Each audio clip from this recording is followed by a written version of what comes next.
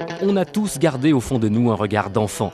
Souvenez-vous, lorsque nous étions encore sur les bancs de l'école, nous dévorions les dernières aventures de Michel Vaillant en bande dessinée.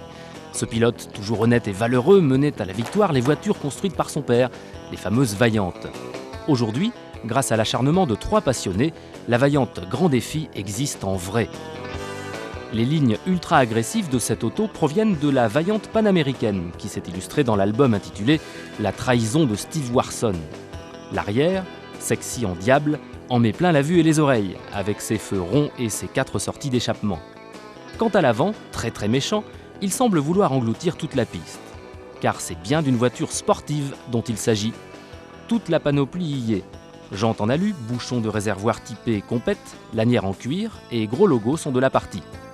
L'intérieur, qui est du même tonneau, va à l'essentiel. Gros contours, température d'eau et d'huile sont bien sûr indispensables. La boîte manuelle à 6 vitesses est empruntée à la Peugeot 306 S16, tout comme le moteur, un 4 cylindres 2,16 litres soupape de 163 chevaux, placé en position centrale arrière. L'instant est solennel. J'enfile la combinaison et le casque de Michel Vaillant, puis me glisse au milieu de ce châssis tubulaire dans le baquet de la Grand Défi.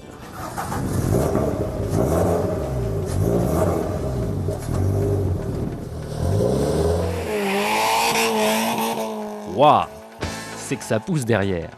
Ce poids-plume de 930 kg, capable d'accrocher les 230 km/h, me catapulte vite fait bien fait au bout de la ligne droite de Croix-en-Ternois.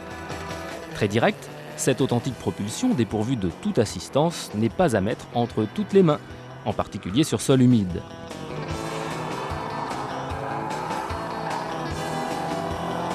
Survireuse en diable, la Vaillante Grand Défi est difficile à dompter car, en cas d'optimisme, c'est le tête-à-queue assuré.